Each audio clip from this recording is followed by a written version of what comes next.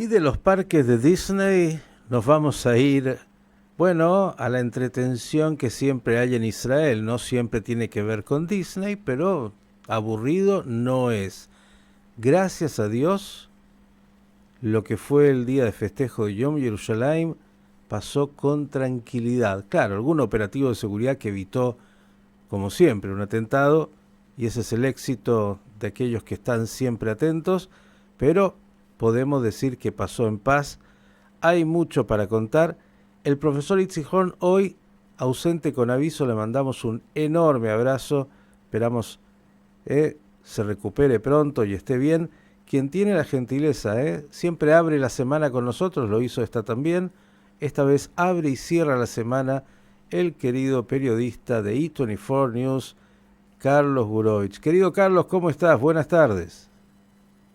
Hola Miki, bueno, ¿querés que te hable tipo Pato Donald? Así ¡Epa! te hago el informe tipo Disney. El que sabe, sabe, talentoso por todos Eh, lados. Viste que yo hablo muchos idiomas, bueno, ese es uno nuevo que podría hablar. Bueno, vamos por cierto por los temas que vos mencionabas. Primero, un fuerte abrazo para Isaac, esperemos esté bien. Y volviendo a los temas centrales. Sí, ayer se celebró en Israel el Yom Yerushalayim, el Día de Jerusalén, día en donde se festeja la reunificación de la ciudad luego que durante 19 años estuvo dividida en manos de Jordania. Y para los que no sabían, la ciudad dividida tenía un muro como el de Berlín, cortada en el corazón de la ciudad por alambres de púa. Para pasar de un lado al otro había solamente un edificio que servía como si fuera el espejo de Narnia, que se llamaba la puerta de Mandelbaum, que se podía pasar de un lado al otro, pero a nivel individual, grupos no podían pasar y los judíos que vivían en Jerusalén oeste no podían ir a los lugares sagrados en Jerusalén este, en la ciudad vieja de Jerusalén. Hay que decir que en manos de los jordanos todas las mezquitas fueron reconstruidas, las sinagogas destruidas y algunas hasta usadas como establos. Mm. Ese fue el estado en que se encontró cuando el ejército de Israel en la Guerra de los 6 días retoma y reconquista la ciudad vieja de Jerusalén. Hoy en día la situación es muy distinta, la ciudad es abierta, está unida, el famoso tranvía que recorre la ciudad va de este a oeste sin ningún tipo de inconvenientes, y ayer miles de israelíes en lo que ya es conocido como la Marcha de las Banderas, el Festejo de las Banderas, recorrió la ciudad moderna de Jerusalén, ingresó a la ciudad vieja y todo concluyó con un gran festejo en la explanada del Muro de los Lamentos. Y gracias a la alta cantidad de seguridad que había, hubo incidentes menores, siempre hay algún roce, alguno que se le escapa una palabra, pero el día pasó sin mayores contratiempos, un día de festejos en el que el primer ministro Netanyahu lo cerró diciendo: la capital de Israel es Jerusalén y solo de Jerusalén, nunca lo será de ningún otro estado. Bien, contundente, festivo, participaron varios miembros del Parlamento, que se los vio ahí también bailar, todos estaban muy contentos y hay que decir que en buena hora que haya pasado en paz, cuando siempre es un día que trae estas fricciones, así Sí, que una hay, buena noticia. hay que recordar que hace 2 años atrás, el día previo, el mismo día, la verdad que no puedo precisarlo con exactitud, jamás tiró un par de misiles a Jerusalén para decir: señores, los dueños de Jerusalén somos nosotros. Bueno, como vemos, Israel ha soportado 1, 100, miles de misiles y Jerusalén sigue estando donde corresponde, siendo la capital eterna e indivisible del Estado de Israel. Bien, una muy buena, lindo festejo, hemos visto imágenes y obviamente esa Jerusalén espléndida que tiene hoy abierta, como has dicho, las puertas a todos y cada uno que quiera llegar a ella. ¿Qué más tenemos, Carlos, de esta semanita en Bueno, Israel? te voy a adelantar lo que quizás sea nuestro tema de conversación la semana que viene. Se está llegando al final de la votación del presupuesto. Y aquí las tensiones presupuestarias entre distintos miembros de la coalición hacen que a Netanyahu se le extiendan los brazos hacia los costados, ¿viste? Le van creciendo porque tiene que abrazar a todos y darle a todos un poquito de lo que están pidiendo o mucho de lo que están pidiendo. Y no sé si le va a alcanzar el metraje. Porque por un lado tenemos los partidos ortodoxos que exigen un incremento en su presupuesto que, digamos, los partidos no ortodoxos dentro de la misma coalición no están tan dispuestos a conceder. Y por otro lado tenemos a los partidos de la extrema derecha que tienen o que piden presupuestos para llevar adelante su política, sobre todo en la zona de Cisjordania, donde sabemos que es un tema controversial y que si bien está firmado en los acuerdos de la coalición, que eso es parte de la política que se va a llevar a cabo, Netanyahu pregunta qué necesidad hay de hacerlo ahora, por ahí esperamos un poquito más, que se calmen las aguas, porque, como recordarás, venimos de semanas y semanas de manifestaciones por el tema de la reforma judicial, donde repito lo que dice y repite el ministro de Justicia, que si no pasa tal cual, él va a renunciar. Y por lo tanto nos vamos a encontrar con un gobierno un poco diezmado, un poco tensionado y un poco en la cuerda floja, cosa que, si bien Netanyahu es un gran estadista, uno sabe cuando tira de la cuerda, como siempre el juez Medio Oriente, es tirar del hilo y no romperlo, pero a veces, pum, te podés encontrar que te caes al vacío. ¿Y cuán grande es la chequera de Netanyahu y la capacidad de poder conceder los caprichos, por decirlo así, o intereses de sus socios en la coalición? No, Netanyahu te firma cheques en blanco, él no tiene problema. El problema somos los que pagamos impuestos, que no estamos dispuestos a subvencionar temas para sectores de la sociedad que consideramos su contribución. Si bien todos somos hermanos y todos nos queremos, pero todos debemos contribuir al desarrollo del país. Y hay sectores que entendemos que desde su punto de vista ellos creen que contribuyen sin trabajar, sin estudiar lo que serían las materias básicas para un futuro desarrollo hacia donde va el país, que es la alta tecnología, y que en definitiva la clase media israelí trabajadora es la que lo subsidia. No sé si te suena familiar o parecido a algo que pasa ahí por la zona donde vos estás. Si bien acá no hay piquetes, pero hay en la Knesset, en el Parlamento, tenemos parlamentarios que hacen lo mismo, pero de manera más sutil, digamos. A Amenazan veces, con acerca del gobierno. a veces vemos también ahí algunas manifestaciones de muchos que me hacen recordar, claro, son un poco distintos, pero tienen algunas similitudes. Digo, el gobierno hoy teniendo 64 bancas, en realidad, ¿qué tiene que hacer? Digamos, es más una negociación interna con sus socios que lo que la oposición pueda hacer, mira desde afuera y tendrá que decir, ok. Sí, exactamente. O sea, es un tema interno. La oposición no tiene, porque en las comisiones los debates han terminado todos con goleada de la coalición, no tienen mayoría. El tema es que la amenaza de los partidos ortodoxos es, si no se aprueba el incremento del presupuesto que pedimos, no votamos a favor. Segundo, existe acá lo que se llama la ley noruega, que es que los parlamentarios, al ser nombrados ministros, otros miembros de su partido ocupan la banca en el Parlamento y ellos, como ministros, entonces son más los representantes de ese mismo partido. Ellos dicen, yo renuncio como ministro, vuelvo a ocupar mi banca y no levanto la mano a favor del presupuesto. Y entonces nos encontramos con que por ahí los 64 se les achica a 59. Y con 59, incluso con 60, no pasa el presupuesto. O sea que Netanyahu va a tener que ceder o tendremos que ir a elecciones. Veremos. En este país, como sabéis, nunca te aburres. ¿Cuándo se vota? No, bueno, verá, no seas tan rápido. Dentro de 3 años se supone. Pero No, si cargo, el si presupuesto. cargo, el presupuesto, creo que las sesiones parlamentarias de la semana que viene son el martes y el miércoles.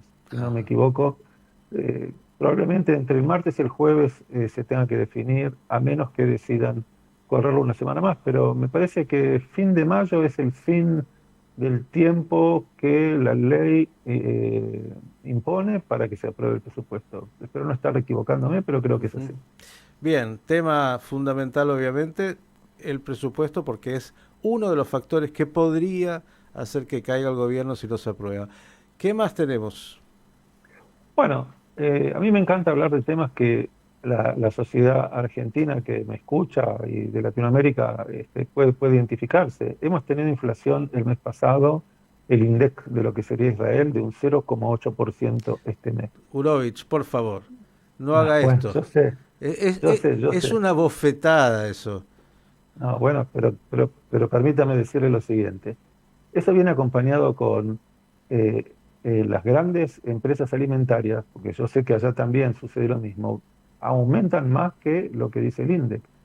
Empresas lácteas, empresas de todo lo que tiene que ver con toalética, han anunciado aumentos que van del casi 2%. O sea, ellos hacen el mismo efecto. No sé si alguien vino acá de Argentina y les explicó cómo funciona o alguien tomó clases allá, pero están haciendo el mismo efecto, lo que se redunda, y esto ya lo venimos hablando hace tiempo también, no sé si recordar. La expectativa era que la inflación en Israel este año iba a estar cerca del 3,3%. Volvimos al 5%, que parece una pavada al lado de lo que ocurre en Argentina en particular, no en otros países de Latinoamérica, pero para el israelí promedio, ese pequeño aumento implica que levanten las tasas de interés. Las tasas de interés afectan las hipotecas, y en Israel, una familia promedio, el aumento en la hipoteca, que no sé si en Shkalim le dice algo a la gente en Argentina, 1.200 Shkalim, es quizás un aumento de un 10% quizás en el gasto familiar. O sea que tenés que recortar otra cosa para mantener tu hipoteca y no perder tu casa. Pero 1200 ese tipo de shekalim hoy cosas, son algo así como $350. sí, bueno, pero es irrelevante porque yo siempre digo, no importa cuánto vos ganás, lo que importa es cuánto necesitas para vivir. Ujú. O sea, cuando, cuando en los años 80 en Argentina la gente ganaba 10, 20 millones de pesos, no es lo que importaba que necesitabas 40 para vivir, igual que ahora, digamos. Ujú. Esa es la relación. Entonces, esos 1.200 a la gente no le aumentan el sueldo en proporción, y por lo tanto el recorte va a las cosas básicas, que son las salidas, que son la expansión, etcétera, etcétera. Y entonces todo el sistema que tiene que ver con lo que no son gastos obligatorios, decae la venta de los locales, de ropa, la salida, los shoppings venden menos, se consume menos. Entonces, está bien, es 0,8, pero para este país es mucho. Y eso va a afectar a lo largo de todo el año, ya se habla en junio, en aumentos también que tienen que ver con servicios, la electricidad, el gas, etcétera, etcétera. O sea, el tema inflacionario también afecta a Israel, que es un país sólido, acá no hay problema de reservas, es un tema de cómo se maneja la economía del país. ¿Cuál es el factor? Justo te iba a preguntar esto, si el análisis ya está hecho por el cual justamente está creciendo la inflación. Bueno, hay que ver que digamos, tiene dos componentes como en todos lados. Tiene un componente local y tiene un componente internacional. Israel no fabrica hojitas de afeitar. En Israel no se envasan desodorantes, todo es importado. Hay que tener en cuenta que después del COVID, todo lo que tiene que ver con el flete internacional, o sea, si yo hoy tuviese que invertir o si hubiese sido inteligente, Hoher, hace 3 años atrás hubiese comprado uno de esos barcos enormes que llevan containers, porque en ese momento lo que era un container, subir un container a un flete internacional de barco costaba $6.000, ahora cuesta 20.000. Alguien está haciendo un buen negocio. Pero ese negocio lo terminamos pagando vos, yo, los ciudadanos de Argentina, de acá y de cualquier otro lugar del mundo donde la inflación sube. A las firmas, a los grandes distribuidores no les queda alternativa que trasladar los costos. Y a los pequeños o sea, los pequeños comercios de la calle, de la esquina tuya también. Pero tengo que contar algo novedoso que vi ayer en la televisión, y me llamó mucho la atención. Acá hay un programa que lo transmite un muchacho que se llama Guy Lehrer, que se llama Atzinor, el caño. Digamos, ellos le dan con un caño a todo el mundo. Eh, y han decidido abrir su propio mini market, que se va a llamar El Caño, Atzinor. Ahora, ellos se contactaron con un importador que establece contratos directos con las grandes firmas en el extranjero, y vaya a saber cuál es el secreto en el transporte, porque ahí está en la cadena de producción, digamos, o del costo, de cómo se arma la cadena de costos. Ayer mostraron en la televisión que los precios en las góndolas de este mini market era entre 30 y 50% más barato donde yo compro. Y esto llamó mucho la atención y de eso se ha hablado hoy en las redes sociales, el hecho de que haya quien pueda puentear legalmente a las grandes firmas, conseguir los productos, ponerlos en las góndolas y que sea mucho más barato. Y ojalá les vaya bien y no se fundan, porque sabemos que puede ocurrir, pero que esto se reproduzca. Es más, por primera vez esta semana se inauguraron en Israel cerca de 30 locales de Carrefour, que no había en Israel y que han decidido también invertir en el mercado israelí. Y hay otra empresa que se llama Lulamoon, canadiense, que le hace pito catalán al BDS, que les decían que no, que no, que no, han abierto una sucursal de ropa de estilo en Tel Aviv y anuncian con abrir sucursales. O sea, por un lado tenés un mercado un tanto vulnerable por este tipo de inflación y por otro lado vemos que hay empresas, grandes empresas, que entienden que el mercado israelí es un mercado en el que vale la pena invertir, estar presente, expandirse y esperemos que la economía se estabilice un poco para que la sociedad israelí vuelva a consumir al nivel que sabemos que es alto, la mayoría. Un panorama de cierre de semana hasta ahora bastante positivo, más allá de esta preocupación obvia de la inflación que para nosotros es absurda en términos de nuestra realidad, pero como has dicho, en el bolsillo del israelí medio afecta de manera directa. Y lo que me imagino es que te escucho tranquilo, ya estás ahí en el ambiente de comenzar Shabbat, fin de semana, el descanso, y excepto que me sorprendas, me dirás que la temperatura es como en Israel, calor o más calor. Tengo novedades importantes. Oh, Bajó como 6 grados la temperatura, estoy en el departamento con la ventana cerrada, hay vientito, yo vivo al lado del mar, está fresquito. O sea, normalmente fin de mayo son días de 33, 34 grados, hoy hay 23. El mundo está loco, párenlo, me quiero bajar. No sé qué pasa, pero bueno, el calor vendrá, no hay duda. Sabemos cómo funciona, llegará. disfrute entonces el ratito ahí de esta brisa, ¿eh? Y Carlos, como siempre, el agradecimiento, que tengas un Shabbat tranquilo, con buena comida, con buenos momentos para caminar, para hacer cosas lindas, como la gran mayoría de los israelíes pretende en cada uno de estos Shabbatot. Gracias, un abrazo y vamos a ver si el lunes todavía te volvemos a molestar. Shabbat Shalom Mevorach. Nunca molestan. Shabbat Shalom para vos, para toda la audiencia de Radio High y para todo Am Israel. El periodista Carlos Gurovich, con el panorama de noticias de Israel.